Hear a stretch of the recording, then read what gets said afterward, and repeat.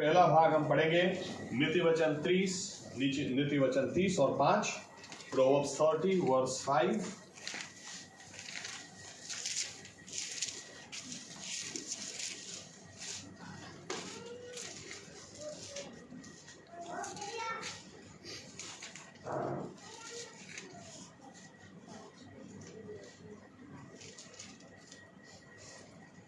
પરમેશ્વરનું દરેક વચન પરખેલું છે, જેઓ તેના પર ભરોસો રાખે છે તેમની તે ઢાલ છે। दूसरा भाग दूसरा थेसलोनिका दूसरा अध्याय, उसका दूसरा अध्याय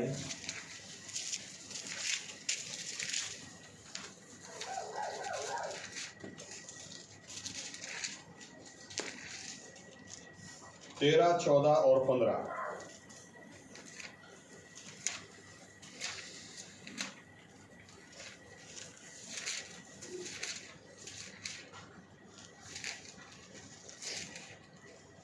બીજો અધ્યાય 13-15। પણ ભાઈઓ, તમે પ્રભુને પ્રિય છો, તમારા વિશે સદા દેવની સ્તુતિ કરવાને અમે બંધાયેલા છીએ, કેમ કે આત્માના પવિત્રકરણ વડે તથા સત્ય પરના વિશ્વાસ વડે તારણને અર્થે દેવે તમને આરંભથી પસંદ કર્યા છે, અને એટલા માટે તેણે તમને આપણા પ્રભુ ઈસુ ખ્રિસ્તનો મહિમા પામવાને અર્થે અમારી સુવાર્તા દ્વારા તેડ્યા છે। માટે ભાઈઓ, દ્રઢ રહો અને જે શિક્ષણ તમને વચન દ્વારા કે અમારા પત્ર દ્વારા મળ્યું છે તેને વળગી રહો। आइए प्रार्थना करें। हमारे जीवित परमेश्वर प्रभु यीशु मसीहा, हम आपको धन्यवाद देते हैं कि आज का दिन आपने दिया, ये मौका दिया आपकी हजूरी में आकर समय बिताने के लिए, आपकी आवाज सुनने के लिए। प्रभु यीशु, यही समय है। हम जानते हैं हम आपकी हजूरी में खड़े हैं, इसलिए हम आपसे विनती करते हैं कि इन वचनों के द्वारा, ये आपके वचन है, आप बोलें, पवित्र आत्मा को आप हम पर ढेल दें और पवित्र आत्मा हमें इस वचन की सच्चाई में ले जाए और सच्चाई हमें मुक्त करें, ताकि हम जैसे हैं वैसे न रहें प्रभु यीशु, लेकिन हम बदल जाएं और बदले हुए जीवनों से आप ही को मान और महिमा देने वाले हो जाएं। आप प्रभु यीशु हमसे बात करें, हमसे व्यवहार करें। हम अपने मनों को, हृदयों के दरवाजों को, खिड़कियों को खोलते हैं। आप आपके सामर्थ्य वचनों के द्वारा हमारी आत्माओं के साथ बात और व्यवहार करें प्रभु यीशु। हमारी आंखों को खोले ताकि आपको निहार सके, हमारे कानों को खोले ताकि आपकी आवाज हम सुन सके। हमें ज्ञान, बुद्धि और समझ की आत्मा दे और हमसे बात करके, व्यवहार करके हमारे द्वारा आप ही मान और महिमा पाए, हमारे जीवन सही में बदल जाए, आज सही में हम नए निर्णयों के साथ यहां से जाने पाए।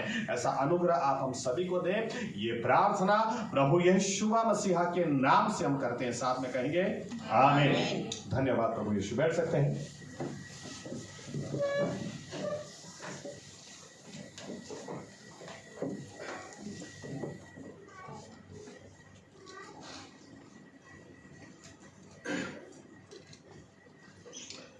मैंने दिल में ऐसी इच्छा रखी थी कि आज कुछ प्रार्थना के विषय के ऊपर बोलना है, कुछ संदेश देने हैं, लेकिन दूसरी एक बात मेरे दिल में कुछ ही दिन पहले परमेश्वर ने रखी और मुझे इच्छा हुई कि नहीं, इस विषय पर बोलना ज़रूरी है।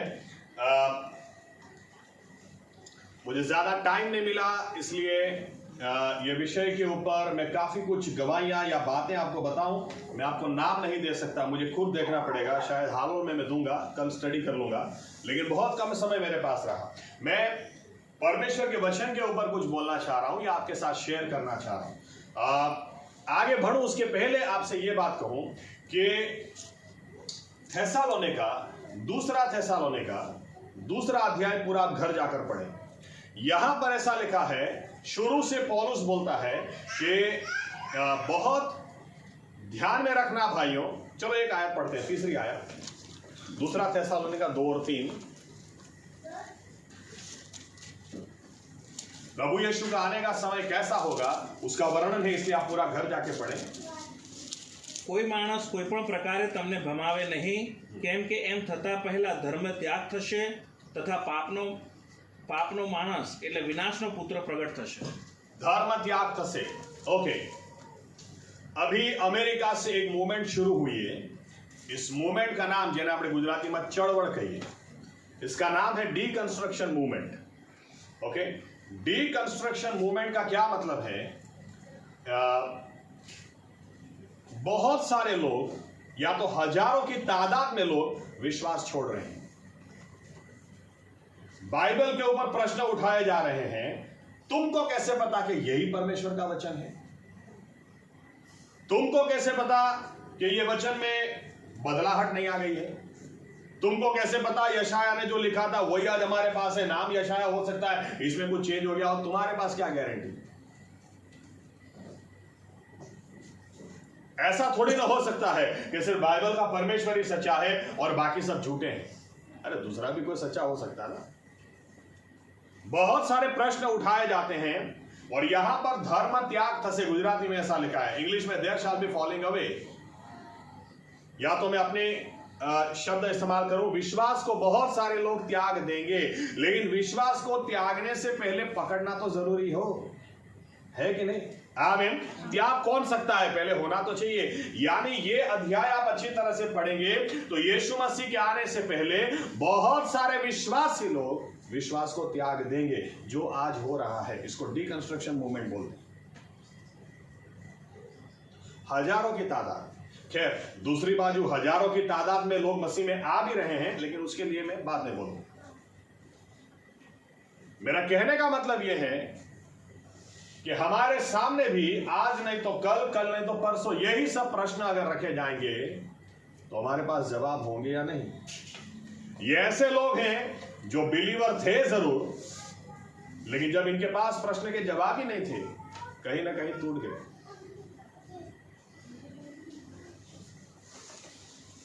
कुछ और उदाहरण, कुछ वर्षों पहले मैंने एक व्यक्ति का वीडियो देखा था।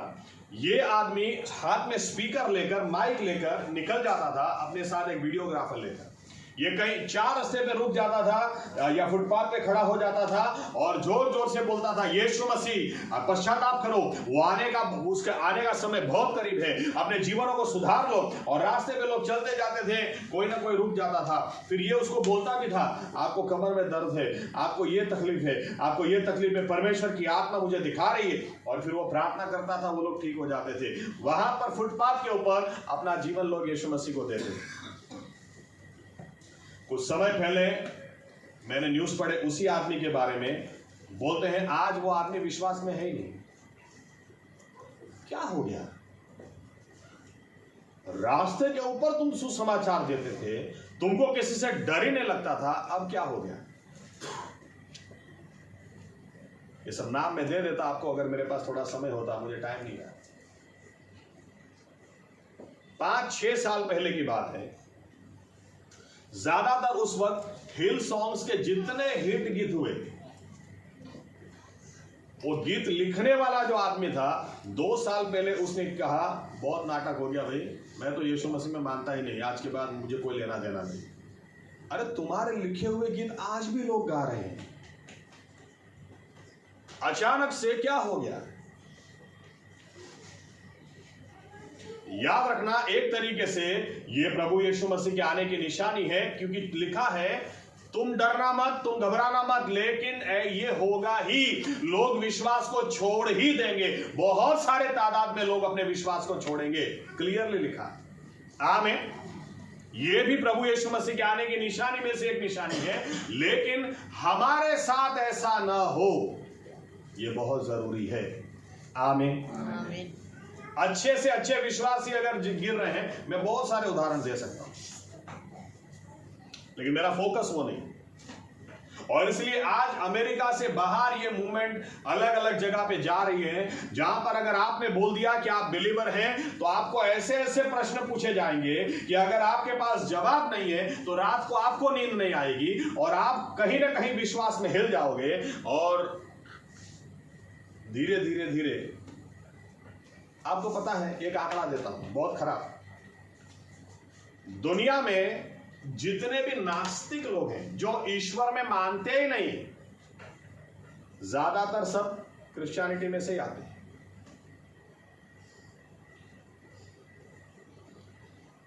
जो एक समय मानते थे कि ईश्वर है, चर्च में जाते थे, आराधना भी करते थे, बाइबल भी पढ़ते थे, आज बोलते हैं ईश्वर है ही नहीं। क्या हो गया?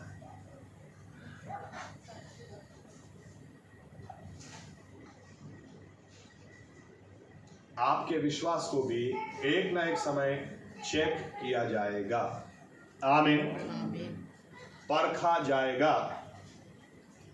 बाइबल यूं बताती है इस वचन के बारे में, जो नीति वचन 30 और 5 में हमने पढ़ा, परमेश्वर का हर वचन परखा हुआ है और इतना अद्भुत रीति से कि हर परिस्थिति में यह वचन टिका है। और आज भी हकीकत यह है, जो इस वचन पर विश्वास करता है यह वचन उसकी ढाल बन जाता है।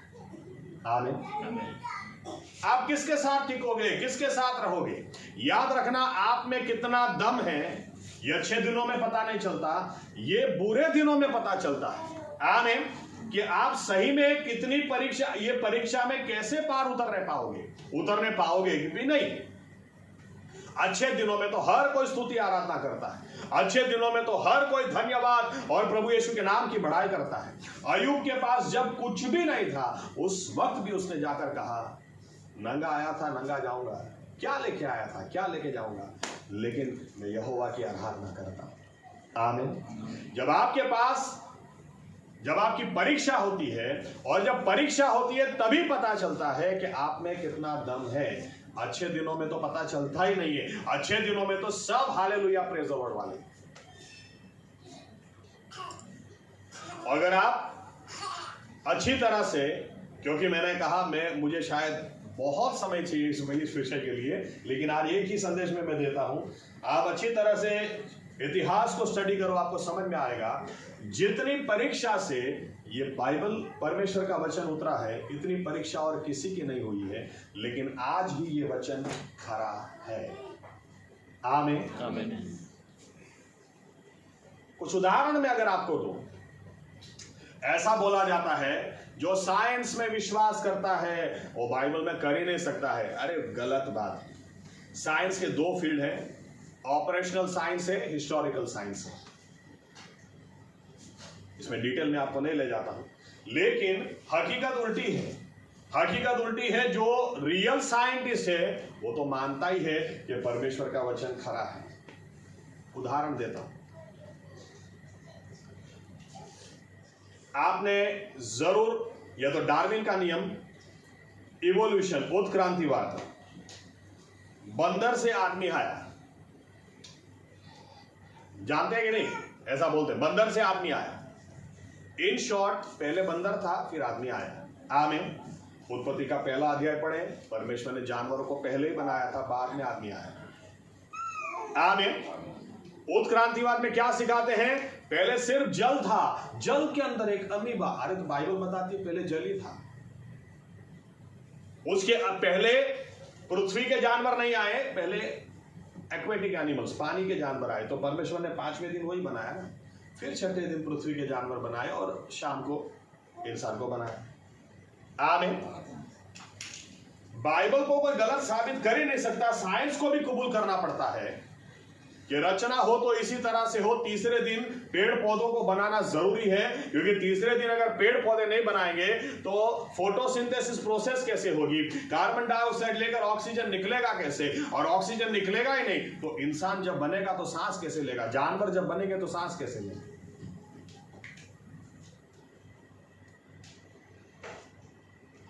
बाइबल हर तरीके से परखा हुआ है। यहां तक कि डार्विन खुद, मैंने सूरत में तो उसके दादा की सब हिस्ट्री दी थी, अभी आपको नहीं दे सकता क्योंकि सूरत में तो इतना लंबा संदेश चला, यहां पे थोड़ा शॉर्ट करने की कोशिश कर।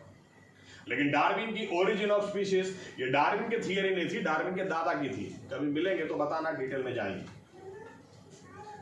डार्विन बचपन से उसको इस बात को दिमाग में रखकर बड़ा किया गया था कि तुम्हें चर्च से बदला लेना है, क्योंकि चर्च ने तुम्हारे दादा का अपमान किया था और इसलिए चर्च से तुम्हें बदला लेना है। और इसीलिए डार्विन ने जब किताब लिखी तो डार्विन ने उस किताब में ओरिजिन ऑफ स्पीशीज में उसने क्लियर कट लिखा हुआ है कि मेरे पास कोई सबूत नहीं है कि बंदर से आदमी हुआ, मेरे पास एक भी सबूत नहीं है।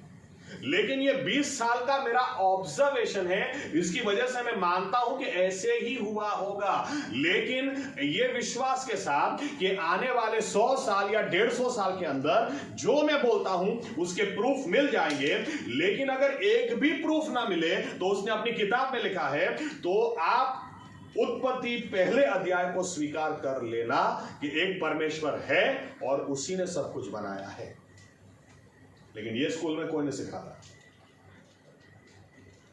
कितना ही कर लो, कितना ही कर लो, लेकिन बाइबल को आप गलत साबित नहीं कर सकते, क्योंकि जेनेटिक्स क्या सिखाती है हमको। जेनेटिक्स से हमको पता चलता है, अरे इंसान से इंसान ही पैदा होता है। आमीन। बंदर से आदमी हो ही नहीं सकता। मैं तो स्कूल में यूं सिखाता था कि देखो बच्चों, बंदर से आदमी नहीं हुआ है, लेकिन आदमी से बंदर हो रहा है।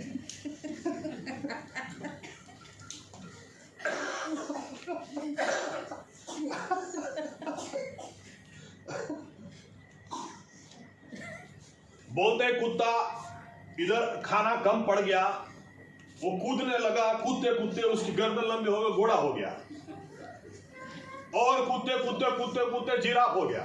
अरे भाई, इतने बड़े चमत्कार में हम नहीं मानते, क्योंकि कूदने से डीएनए चेंज नहीं होता है। आमीन, आमीन। भिंडी पहले भी वही थी, भिंडी आज भी वही है, उसका डीएनए की वजह से। आमीन। कूदने से, अरे यार, आइए अभी अगर मैं आपको यूं बोलूंगा, ये घड़ी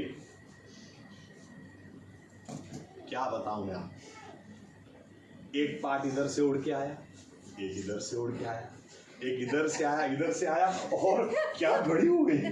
फॉसिल नाम भी लिख दिया है। तो लोग क्या बोलेंगे, इसका छठा क्या है। तो ऐसी बात करते हैं ना आप लोग, बंदर से आदमी हो गया। एक प्रूफ नहीं बोलते हो गया, एक प्रूफ ये लोग इतिहास में लेकर आए, लूसी। लूसी बोलते पहली औरत है जो बंदर से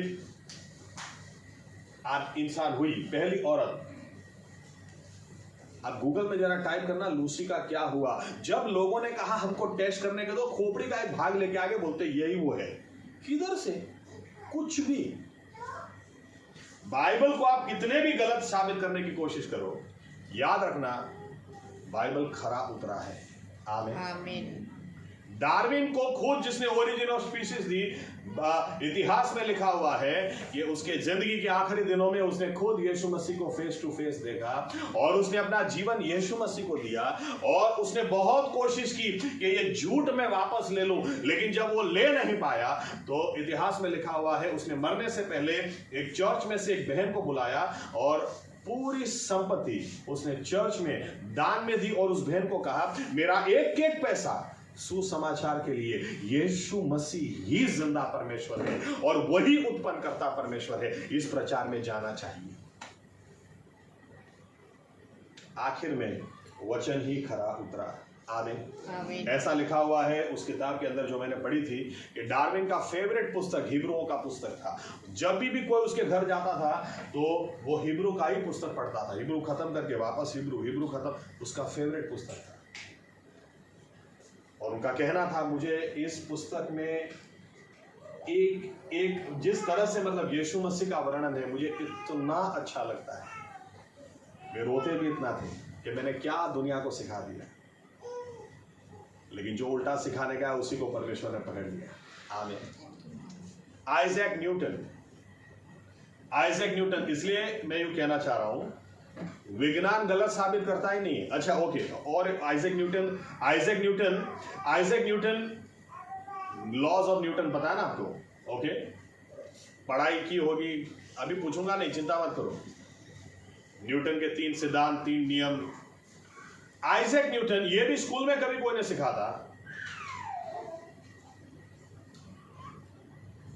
स्कूल में मैं जब टीचर था, मैंने क्वेश्चन पूछा था, साबित करो न्यूटन का second law, F is equal to KMA, इसको साबित करो।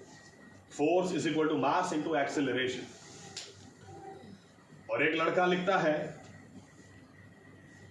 न्यूटन एक दिन सेब के पेड़ के नीचे गया और वहां पर बैठ के कुछ सोच रहा था, उसने में सेब उसके ऊपर गिरा। फिर पन्ना घुमाओ, इसीलिए F = KMA। मैंने उसको बड़ा सा 0 दिया। ओपन डे के दिन आकर बोलता है कि सर इसमें आधा मार्क तो दो। मैंने कहा देख भाई, न्यूटन ने भी कहीं देख लिया तो उसको भी अटैक आ जाएगा। ये कौन सा तरीका है, सिर पे ऊपर एप्पल गिरा और मैंने ढूंढ लिया F = KMA। भाग इधर से। न्यूटन के बारे में ऐसा लिखा है, न्यूटन ने खुद लिखा है, 4 घंटा हर रोज मैं बाइबल पढ़ता हूं, और 4 घंटा जब बाइबल पढ़ता हूं मैं आश्चर्यचकित हो जाता हूं, क्या मेरा परमेश्वर है, कितना महान मेरा परमेश्वर है, उसने कितना कुछ बनाया। कुछ तो जाने से पहले खोज के मैं जाना चाहता हूं। 4 घंटे बाइबल पढ़ने के, उसको जब पूछा जाता था आपको किधर से ये दिमाग में आता है, उसके पास एक ही जवाब होता था, मैं 4 घंटा बाइबल पढ़ता हूँ। बाइबल पढ़ने के बाद मेरे दिल में हलचल मचती है, क्या मेरा परमेश्वर है और क्या रचना उसने की। लॉ ऑफ ग्रेविटी, गुरुत्वाकर्षण का नियम, इस न्यूटन ने दिया। लॉ ऑफ ऑप्टिक्स, ये न्यूटन ने दिया। विज्ञान से बाइबल अलग नहीं है। जो सही विज्ञानी है, जिन्होंने नींव डाली हुई है, वो सब बाइबल में विश्वास करने वाले ही थे। आमीन। आमीन। विज्ञान को लेकर आओ, सही विज्ञान को लेकर आओ, दुनिया का कोई पुस्तक खरा नहीं उतर सकता, बाइबल आज भी उतरेगा। ग्रीक में ये लोग ने बता दिया, ग्रीस में बता दिया, हरक्यूलिस है, हरक्यूलिस पृथ्वी को ऐसे गोले को अपने कंधे पर लेकर बैठा हुआ है। यहां पर किसी ने बता दिया सांप के ऊपर पूरा लोड है। और ये लोग ने जब पृथ्वी को सैटेलाइट जब भेजना शुरू किया बाहर, ऊपर से नीचे गोल गोल घूम रहे, कोई सपोर्ट ही नहीं दिख रहा है। बाइबल में तो, बाइबल के सबसे पहले पुस्तक में परमेश्वर ने बता दिया था, क्या लिखा है पढ़े, अय्यूब 26 और 7।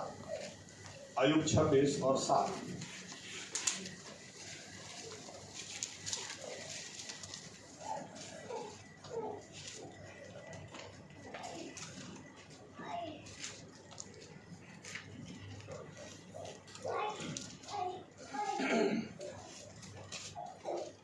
તે ઉત્તરને ખાલી આકાશમાં ફેલાવે છે અને પૃથ્વીને અધર લટકાવે છે। पृथ्वी ने अधर लटकावे छे। आमीन। पृथ्वी को उसने अपने सामर्थ्य से हवा में लटका के रखा है। आमीन। ये पहले बाइबल के पहले पुस्तक में ही लिख दिया है। आमीन। किसी के कंधे पे नहीं है, किसी के कोई सांप के ऊपर नहीं है, परमेश्वर ने पूरी पृथ्वी को हवा में लटका के रखा है। ये हमारा परमेश्वर है। आमीन।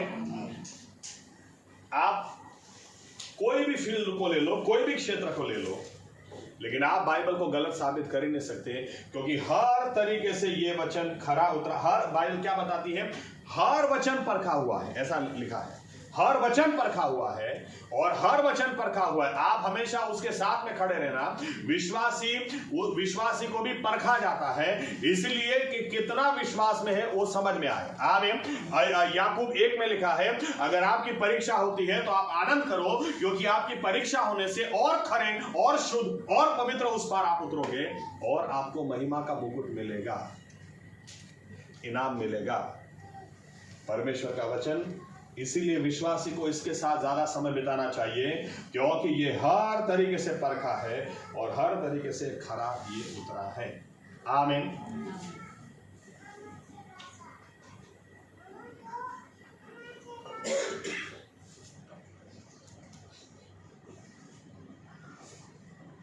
इतने सारे उदाहरण है, मैं सोच रहा हूं कौन से दे दूं, कौन से छोड़ दूं।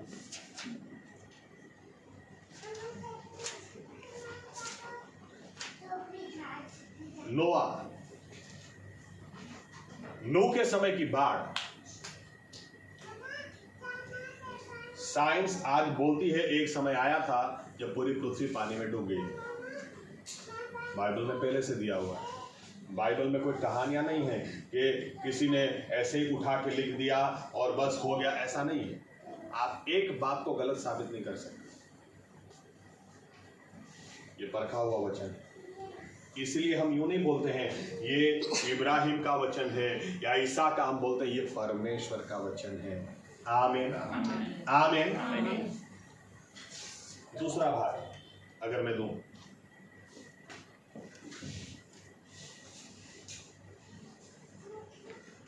आर्कियोलॉजी।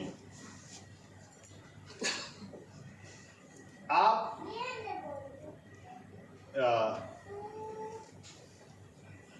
नूह के बारे में लिखा है, बाढ़ खत्म होने के बाद वो पर्वत के ऊपर, अराराट पर्वत के ऊपर वो जहाज रुका। अराराट पर्वत इराक में है, और अराराट पर्वत कुछ वर्षों पहले यानी शायद अगर मैं गलती नहीं करता हूं तो 35-40 साल पहले होना चाहिए या 50 साल पहले होना चाहिए, एग्जैक्टली मुझे याद नहीं, लेकिन मेरे पास पूरा डॉक्यूमेंट है। अमेरिका से 5 लोग जब इराक में गए और वहां पर बर्फ वर्षा होती उस इलाके में, वहां पर उन्होंने इस जहाज को ढूंढ निकाला, क्योंकि बार बार बोला जाता है बाइबल में कहानियां हैं, लेकिन आर्कियोलॉजी भी साबित करती है कि बाइबल में कोई कहानी नहीं है, जो लिखा है हुआ है, ऐसा ही है। और उसी वक्त यूं हुआ कि आसमान से एक प्लेन गया, और जब प्लेन गया, इन्होंने, काफी बर्फ थी वहां पर, बहुत दिनों तक ये लोग ने साफ सब करके हटाया। यहां पर कौन जहाज लेके आएगा पर्वत के ऊपर? पूरे इतिहास में एक ही जहाज था जो पर्वत पर रुका था, और वो नूह का जहाज था, और वो अराराट पर्वत था, और ये भी अराराट पर्वत ही है। आप ऐसा तो बोल नहीं सकते कुछ लोग जहाज ऊपर बना रहे थे बस वहीं पे रह गया, दूसरी कोई कहानी आपकी चल ही नहीं सकती। पर्वत के ऊपर कौन ले जाएगा जहाज को? आमीन। अराराट पर्वत पर इन्होंने जब पूरा साफ किया, उसी वक्त ऊपर से एक जहाज, हवाई जहाज निकला, प्लेन निकला, और वहां पर दूर से किसी ने देख लिया था कुछ है, तो वहां से भी फोटो खींच ली। हुआ यूं, जैसे ही इराक की सरकार को पता चला, इन्होंने 5 को पकड़ के जेल में डाल दिया और कहा अगर जिंदा रहना चाहते हो और यहां से निकलना है तो बाहर एक ही चीज बोलनी पड़ेगी कि हमने कोई जहाज हमने देखा ही नहीं है। क्यों? क्योंकि हमको साबित करना है कि बाइबल में गलत लिखा है। ये 5 को इतने समय तक अंदर दबा के रखा, लेकिन अमेरिका, क्योंकि अमेरिका के नागरिक थे, अमेरिका को पता चल गया, इन्होंने इतना दबाव दिया, इतना दबाव, आखिर में इन लोग ने जितने हो सके फोटोग्राफ्स, ये वो, जो जहाज ऊपर दे गया था उसके भी पीछे ये लोग लग गए, और जो फोटोग्राफ खींचा गया था उसको भी किस तरह से खत्म करें, उस व्यक्ति को भी दबाया गया, लेकिन वो फोटोग्राफ मिलेगा, मेरे पास है, आप गूगल में शायद, पता नहीं, सर्च करेंगे तो मिलना चाहिए। आप कितना भी कर लो, बाइबल को गलत साबित नहीं कर सकते। ऊपर से बाइबल बताती है, जो इसके ऊपर विश्वास करता है ये उसके ढाल हो जाता है। आमीन। अब कभी भी अगर आप इजराइल घूमने जाएंगे तो उल्लू मत बनना। ये लोग आपको उल्लू बनाते हैं, किस तरह से? मिस्र के अंदर, इजिप्ट के अंदर आपको ले जाएंगे, और एक पर्वत के ऊपर, ये सिय्योन पर्वत है। सिय्योन पर्वत मिस्र में है ही नहीं, वो किधर से होगा? बाइबल बताती है मूसा मिस्र छोड़ के भाग गया बाहर, और बाहर जाकर वो कहां गया? मिदियान में गया। मिदियान यानी आज का सऊदी अरेबिया। ओके, आप गलातियों का पुस्तक पढ़ लें, उसमें क्लियरली लिखता है पौलुस अरबस्तान, मिस्र अरबस्तान नहीं है, सऊदी अरेबिया अरबस्तान है। आमीन।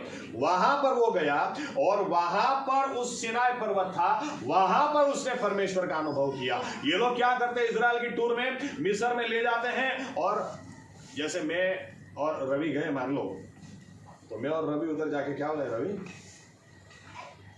आज भी प्रभु यीशु की हाजिरी ऐसी मूसा ने देखा था, ऐसे अनुभव होती है नहीं? और रवि भी बोलेगा हाँ मुझे भी लगा होती है।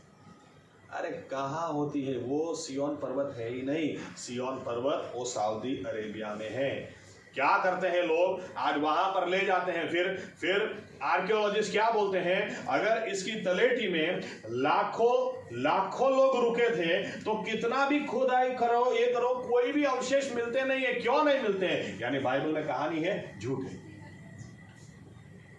एक तो अराराट पर्वत इधर है, आपने इसको बना दिया अराराट पर्वत, अब इधर खुदाई करो, किधर से मिलेगा? सऊदी अरेबिया में कुछ वर्षों पहले जब खुदाई की गई, इतने अवशेष मिले कि सरकार ने मना कर दिया कि यहां पर खुदाई, यहां तक कि जिस पत्थर से ये लोग ने पानी पिया वो पत्थर भी मिला।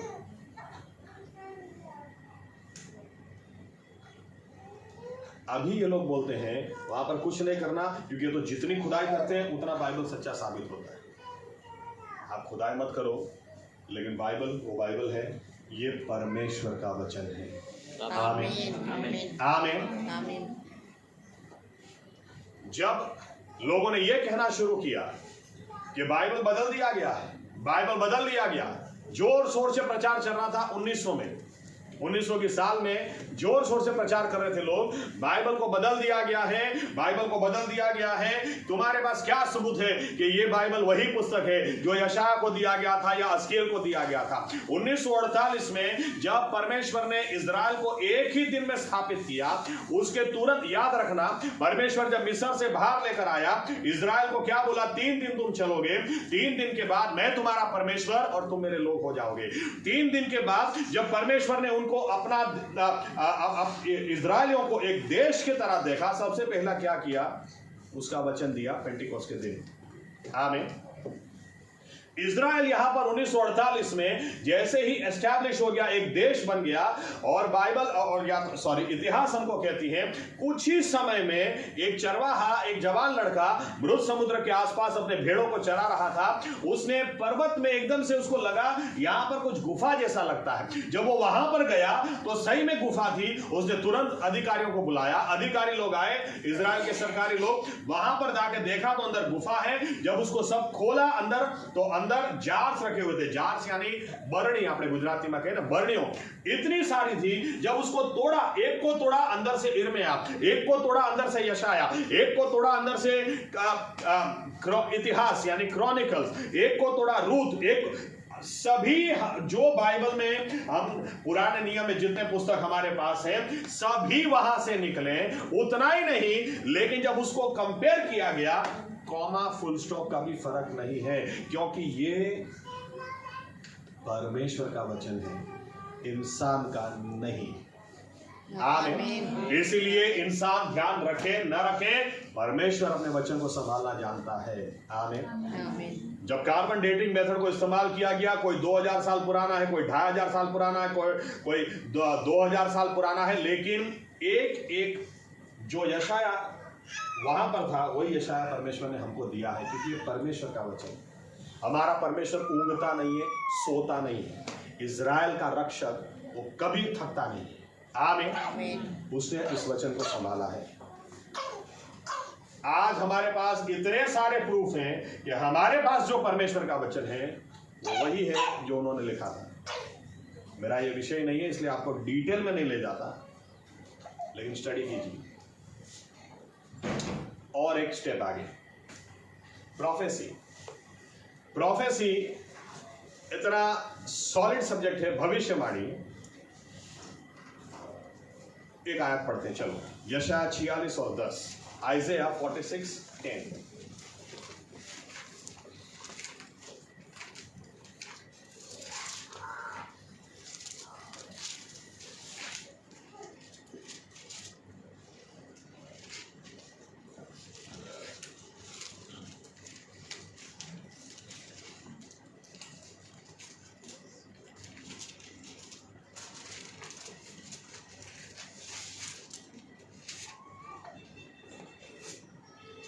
આરંભથી પરિણામ જાહેર કરનાર તથા જે થયું નથી તેની પુરાતન કાળથી ખબર આપનાર હું છું।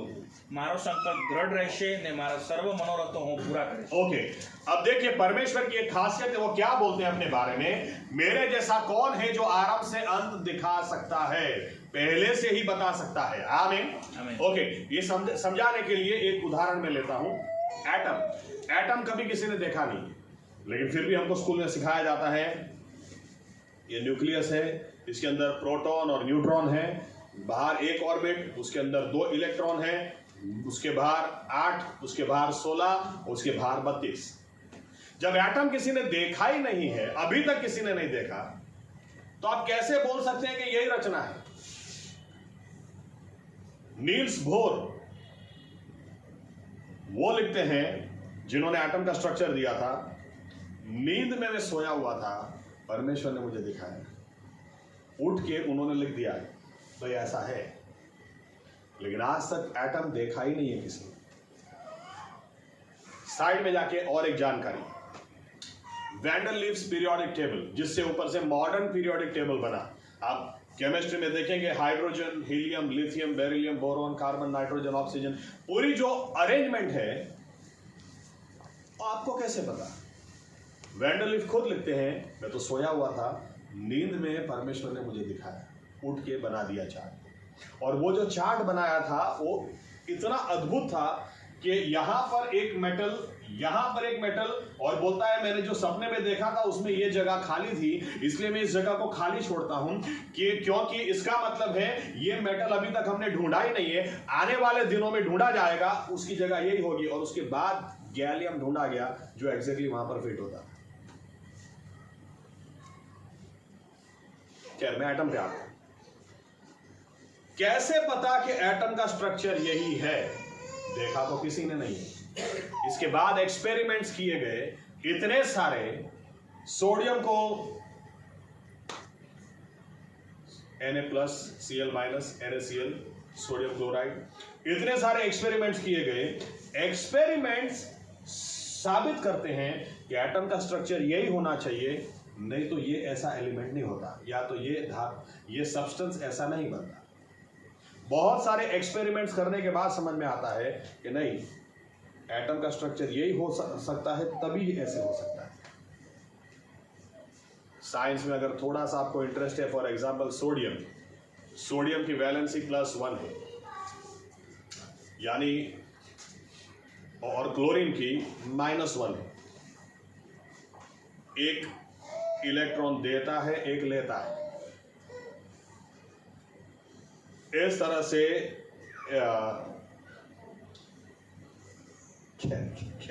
लंबा हो जाएगा, चलो। एक्सपेरिमेंट्स प्रूव करते हैं कि एटम का स्ट्रक्चर यही है। मैं आपको ये उदाहरण से प्रोफेसी के बारे में बताता हूं। प्रोफेसी, भविष्यवाणियां। अगर हम मानते हैं हमने परमेश्वर को देखा ही नहीं है या हम उसको जानते ही नहीं है, आप बाइबल की भविष्यवाणियों को देख लो।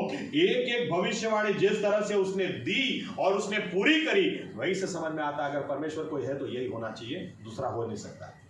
क्योंकि परमेश्वर खुद अपने बारे में बोलता है, मेरे जैसा कौन है जो पहले से कहकर बताता है। आमीन।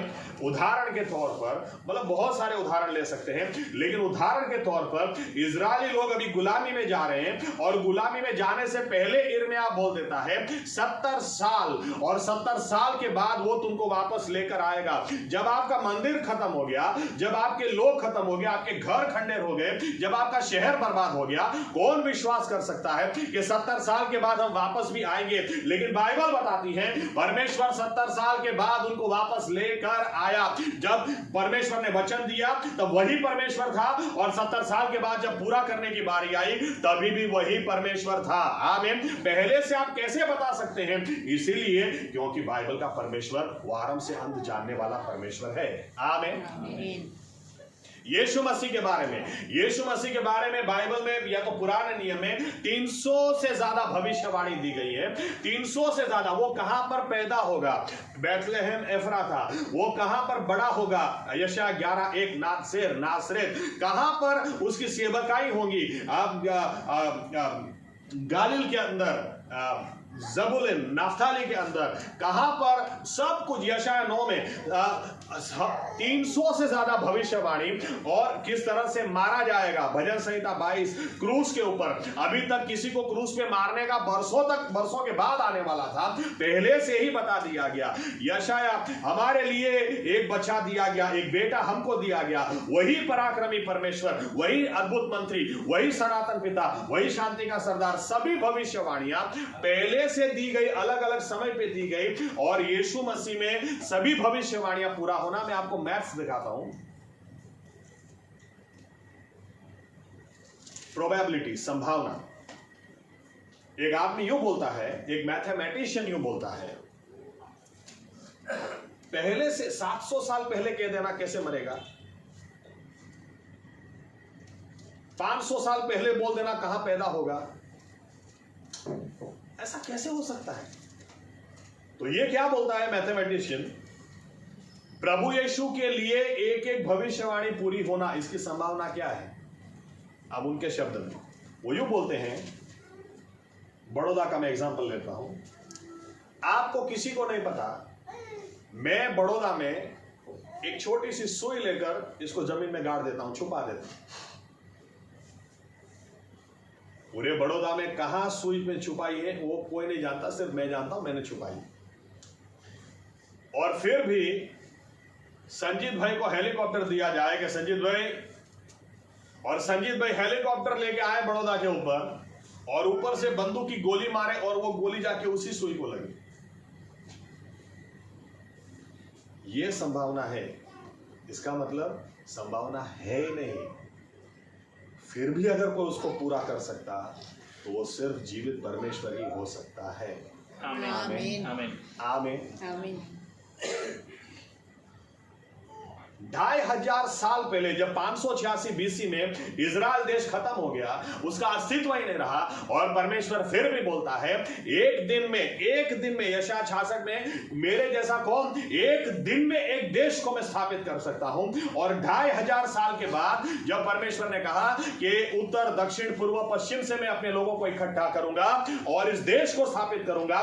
13 मई 1948 इजराइल देश नहीं था और 14 मई 1948 इजराइल देश एक दिन में परमेश्वर ने उसको खड़ा कर दिया। एक दिन में कौन कर सकता? 2500 साल के बाद कौन कर सकता? इसका मतलब 2500 साल पहले जब आपने बोला तभी भी आप ईश्वर थे, 2500 साल के बाद आपने करके दिखाया, यानी अभी भी आप ही ईश्वर हो। आमीन आमीन आपकी जानकारी के लिए घर जाके पढ़ लेना व्यवस्था विवरण ड्यूटरोनॉमी 31। अभी तो इजरायली लोग कनान में गए भी नहीं हैं और पहले से परमेश्वर बोलता है कि एक दिन तुमको दुनिया के चारे कोनों में बैर बिखेर कर दिया जाएगा, लेकिन आखिरी दिनों में मैं तुम्हें वापस लाऊंगा। अभी गए नहीं, उसके पहले से वो बोल देता है। ये बाइबल का परमेश्वर, इसके जैसा कौन जो आरंभ से अंत को कहकर दिखाता है। आमीन आमीन आमीन। आमीन मैं जब मुंबई गया लास्ट वीक, प्रकाशित वाक्य के ऊपर कुछ हमारी चर्चा चल रही थी और प्रकाशित वाक्य को लेकर मुझे बोला जा रहा था कि पास्टर साहब बहुत डर लगता है, ये होगा, ऐसा होगा, वैसा होगा, तो बहुत डर लगता है कि क्या होगा, हमारा क्या होगा, कैसे होगा। मैंने कहा देखो, डरने की बात नहीं है। प्रकाशित वाक्य इसलिए लिखा गया है कि जब आप पढ़ो तो ऐसा मत पढ़ो, इस तरह से मत पढ़ो, बाप रे बाप ऐसा होगा, ऐसे मत पढ़ो, ऐसे पढ़ो।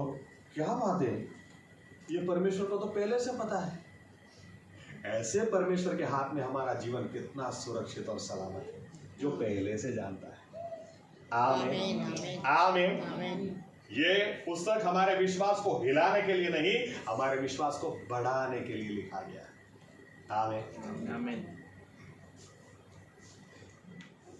कितना ही बोलूं, मैं सूरत में बहुत बोला, लेकिन बाद में ख्याल आया कि समय बहुत कम पड़ेगा, इसलिए फिर ज्यादा यहाँ पर इस विषय को आगे नहीं बढ़ाता। लेकिन आप किसी तरह से भी बाइबल को चेक कर लो, ये वचन खरा ही उतरा है, खरा ही उतरेगा, क्योंकि ये परमेश्वर का वचन है।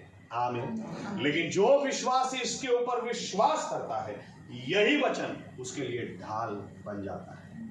आमीन आमीन एक आयत पढ़ते हैं फिर आगे बढ़ते हैं। हिब्रू 4 और 12 देखिए क्या लिखा है।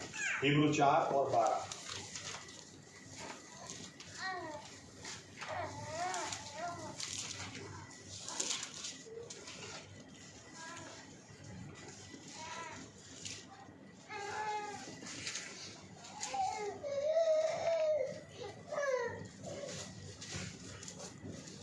हिब्रू 4 और 12।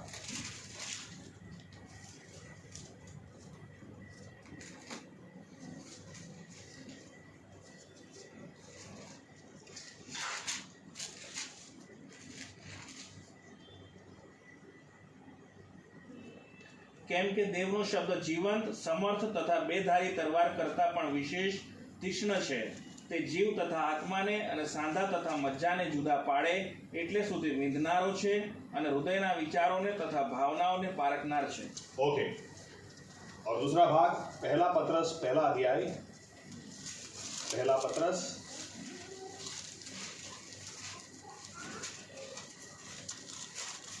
इसका पहला अध्याय 25 सबसे आखिरी आयत।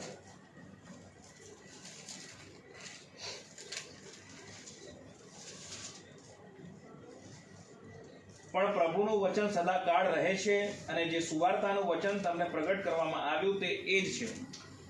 परमेश्वर का वचन बाइबल कहती है सदा काल वैसा का वैसा ही है। आमीन। और दूसरी बात क्या लिखी है हिब्रू 4 और 12 में, परमेश्वर का वचन वो जीवंत है और समर्थ है। परमेश्वर का वचन, क्योंकि परमेश्वर बदलता नहीं, उसका वचन पहले भी जीवित था, आज भी ये वचन कार्य करता है। और इसलिए कुछ उदाहरण आपके सामने में लाना चाहता हूं। अगर पुराने जमाने में चले जाएं, 2 उदाहरण देता हूं, आप घर जाके पढ़ना। ऐसा लिखा है दूसरा राजा उसका 22वां अध्याय, योशिया राजा के बारे में बात लिखी है। बहुत छोटा था और छोटेपन में वो राजा बना। राजा बनने के बाद ऐसा लिखा है उसने अपने पिता दाऊद की तराई करने की कोशिश की। परमेश्वर की मर्जी के मुताबिक वो जी रहा था और उसने शापान को बुलाया और कहा कि मंदिर को ठीक करो।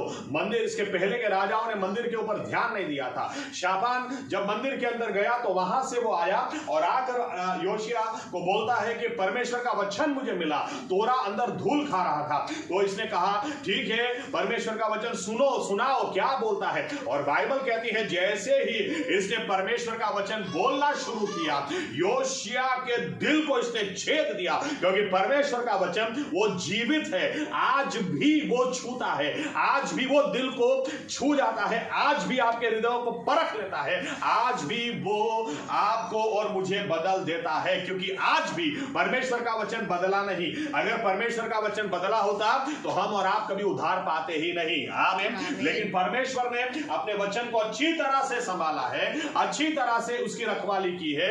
और इसीलिए यहां पर लिखा है जब इसने पढ़ना शुरू किया, इसने योशिया डर गया, कहने लगा सभी लोगों को इकट्ठा करो। हमने परमेश्वर के वचन को नजरअंदाज किया, हमने परमेश्वर के खिलाफ कितना कुछ किया है, हमको पता ही नहीं था, हमने सुना ही नहीं था।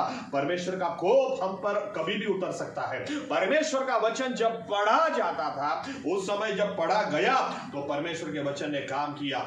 दूसरा उदाहरण मैं आपको देना चाहता हूं, ये भी आप घर जाके पढ़ सकते। चलो 2 आयत फिर भी पढ़ते हैं, 2 आयत पढ़ लेते हैं। नहम्या 8वां अध्याय 9 और 10। नहम्या 8, 9 और 10।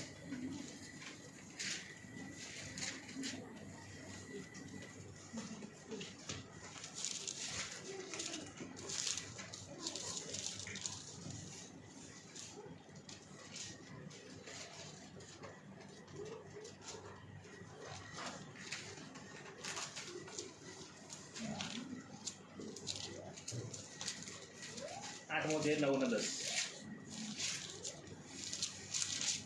સર્વ લોક નિયમશાસ્ત્રના વચનો સાંભળીને રડતા હતા, તેથી સરસુબા નહેમ્યાએ યાજક એઝરા શાસ્ત્રીએ તથા લોકને શિક્ષણ આપનાર લેવીઓએ સર્વ લોકોને કહ્યું કે આ દિવસ તમારા દેવ યહોવાને સારું પવિત્ર છે, માટે શોક કરવો નહીં અને રુદન પણ કરવું નહીં।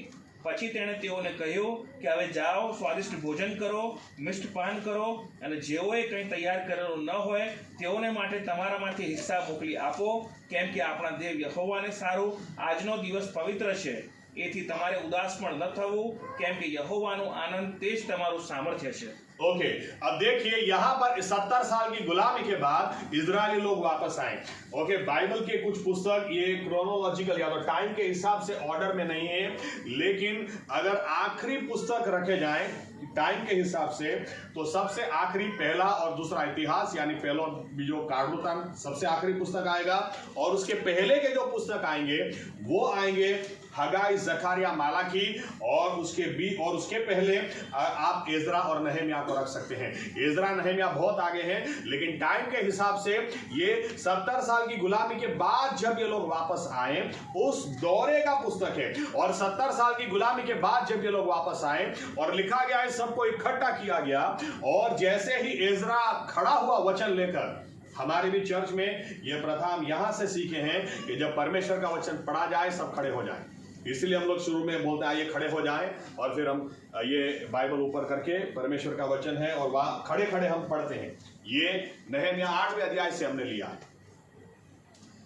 एनीवे, जब इज़रा ने वचन पढ़ना शुरू किया और बाइबल कहती है जब उनको समझाना शुरू किया, इस वचन ने लोगों के हृदयों को छेद दिया और लोग रोने लगे। लेकिन जब लोग रोने लगे तो नहम्याह क्या बोलता है? नहम्याह बोलता आज का दिन दुखी मत होना, आज के दिन रोना मत, क्योंकि आज परमेश्वर ने तुमसे बात की है। आज का दिन तो पवित्र है, आज का दिन आशीषित है, क्योंकि परमेश्वर ने तुम्हारे साथ बात की है। घर जाओ और अच्छा खाना खाओ। अच्छा खाना दूसरों के पास अगर नहीं है तो उनको भी खिलाओ, क्योंकि आज परमेश्वर ने तुमसे बात की है। मेरे कहने का मतलब है अलग अलग समय ऐसे बहुत उदाहरण, परमेश्वर का वचन तब भी जीवित था जब योशिया राजा था, परमेश्वर का वचन तब भी जीवित था जब नहम्याह और इज़रा थे, परमेश्वर का वचन आज भी जीवित है।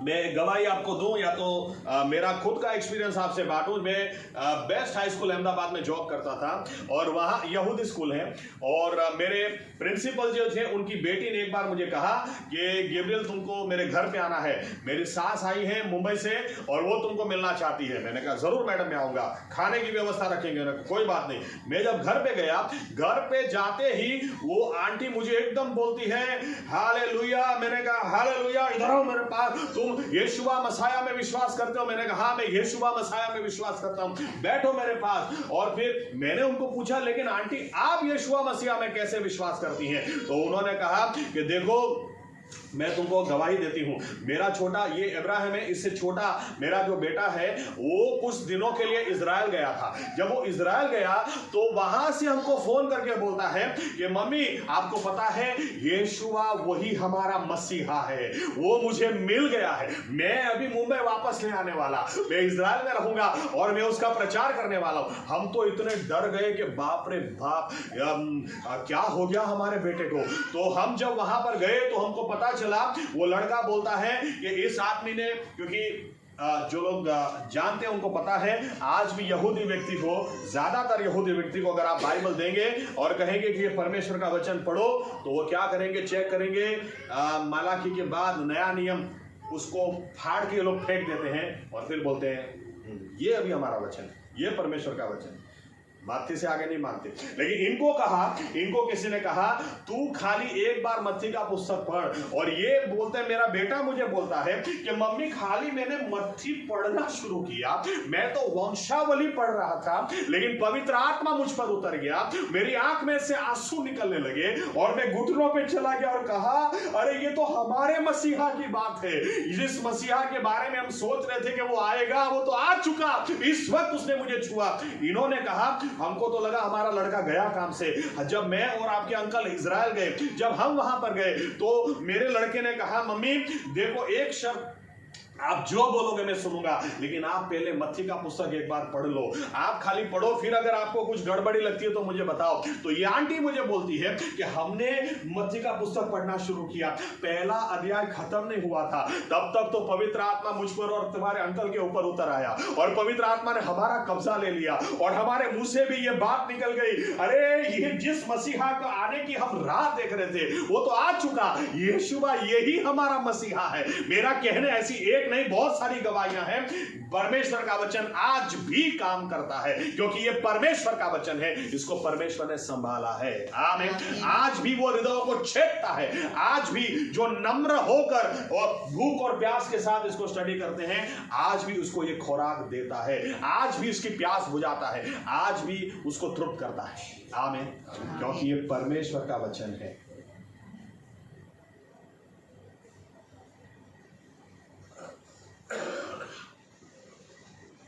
संदेश मेरा क्या है?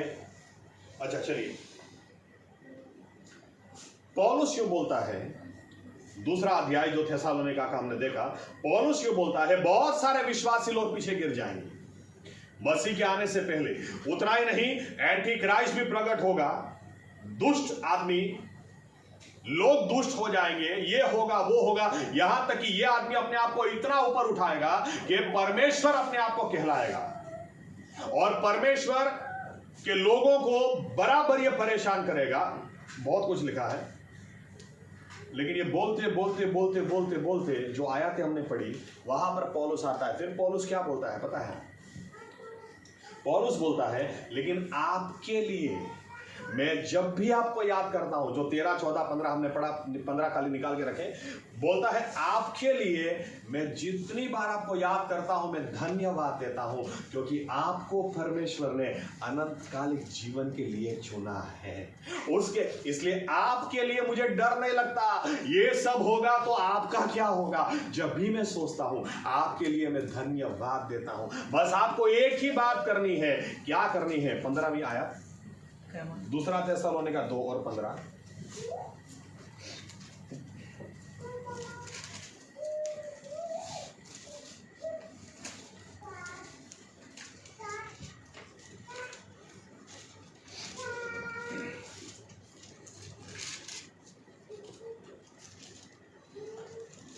માટે ભાઈઓ દ્રઢ રહો અને જે શિક્ષણ તમને વચન દ્વારા કે અમારા પત્ર દ્વારા મળ્યું છે તેને વળગી રહો।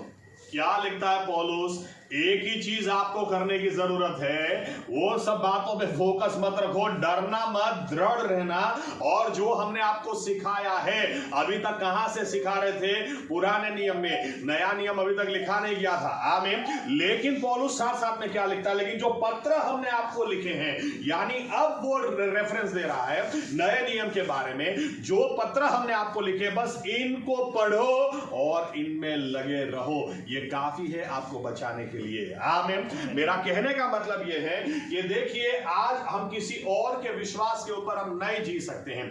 यीशु मसीह, ओके, बाइबल यही वो पुस्तक है जो परमेश्वर की पहचान हमें देता है। यही वो पुस्तक है जो आसमान और पृथ्वी को बनाने वाले परमेश्वर की पहचान, वो कौन है, ये हमको बताता है। यहां तक यही पुस्तक है जो आपकी और मेरी भी पहचान देता है कि हम कौन हैं। याद रखना, बाइबल ही है जो हमको बताती है कि परमेश्वर ने अपनी प्रतिमा में, हम कोई वस्तु नहीं है, अपनी प्रतिमा में हमारी रचना की है। We are fearfully and wonderfully made। ये पुस्तक हमको बताती है कि हमें बचाने के लिए परमेश्वर ने अपना सब कुछ छोड़ के इस संसार में वो उतर आया। पर जीवित परमेश्वर हमसे प्रेम करता है। हमारी पहचान इस वचन से है। आज शैतान की पहचान ये वचन देता है। कई बार शैतान इतना शक्तिशाली रखता है, लेकिन ये वचन हमको बताती है वो तो हारा हुआ है और उसका स्थान हमारे पैरों के तले है।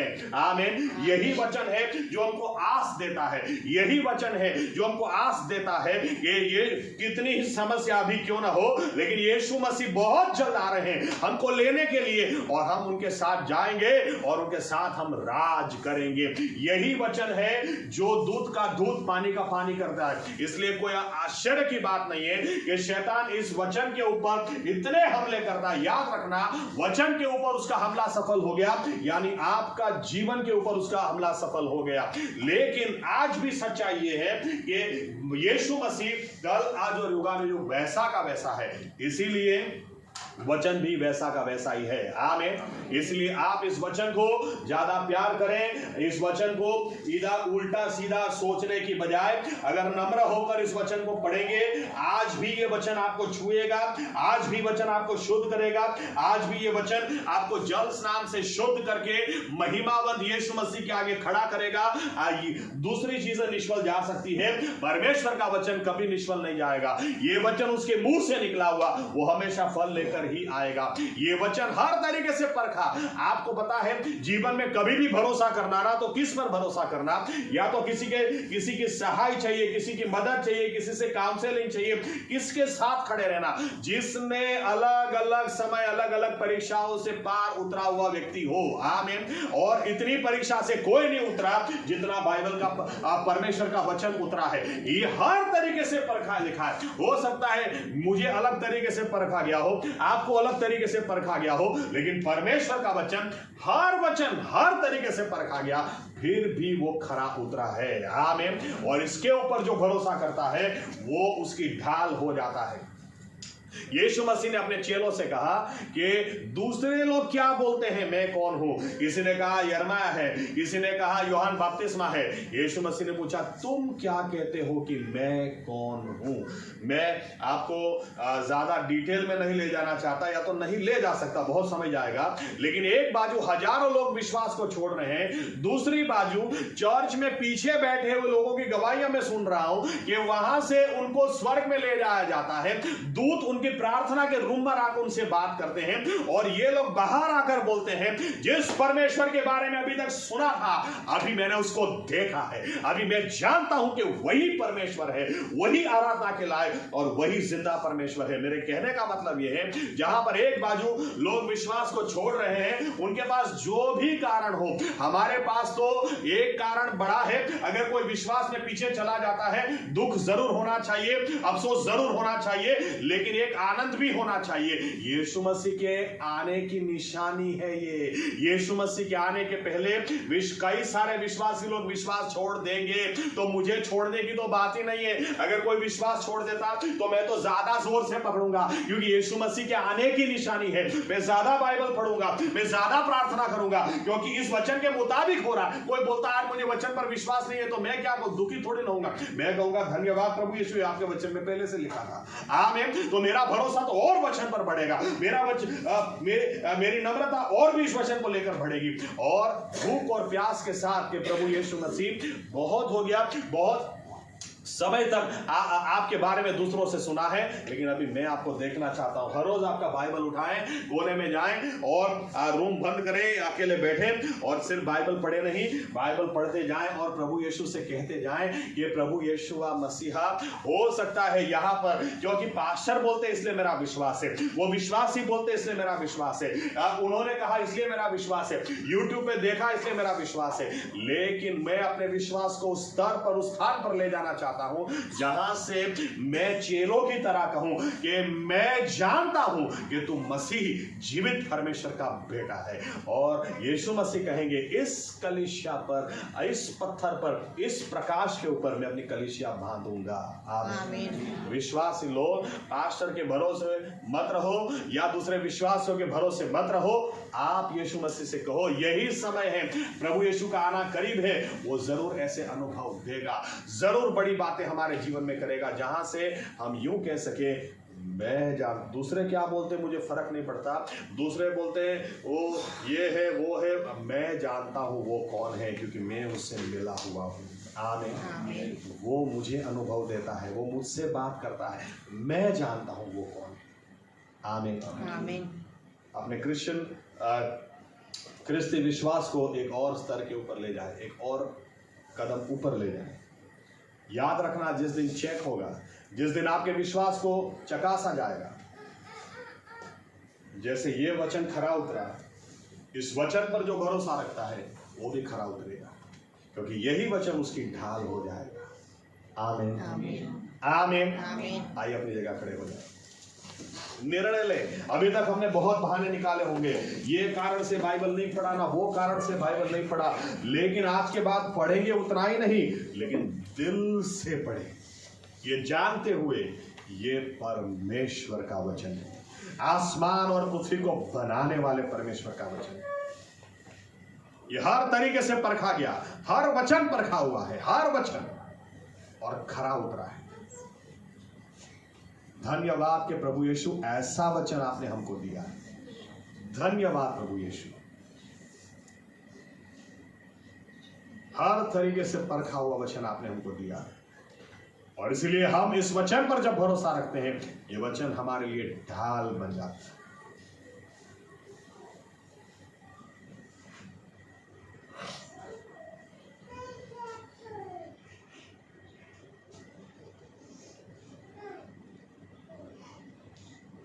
काश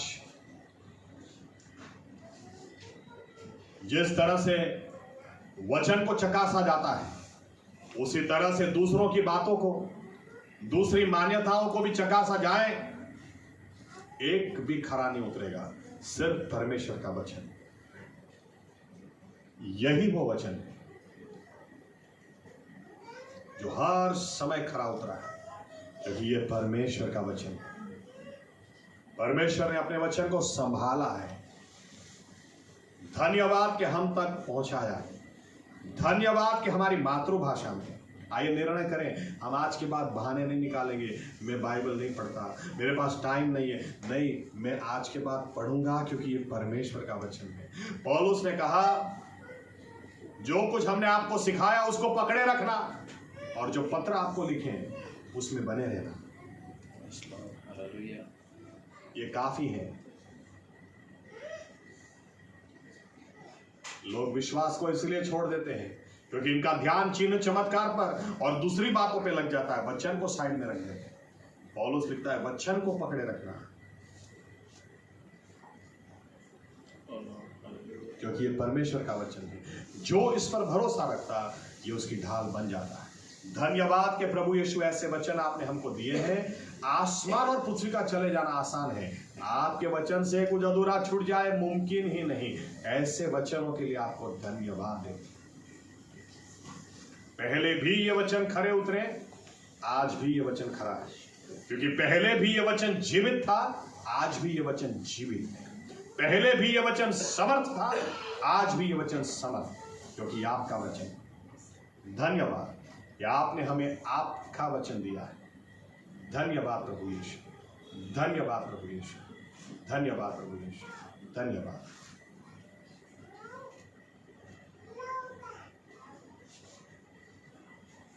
थैंक यू लॉर्ड।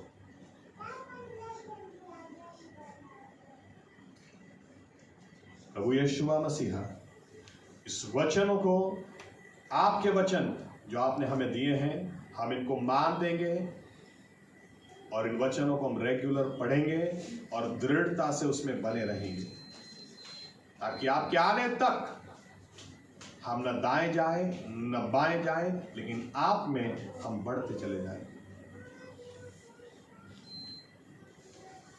ये हमारा निर्णय, ये हमारी प्रार्थना प्रभु यीशु मसीह के नाम से, आमीन। धन्यवाद प्रभु यीशु। बैठ सकते।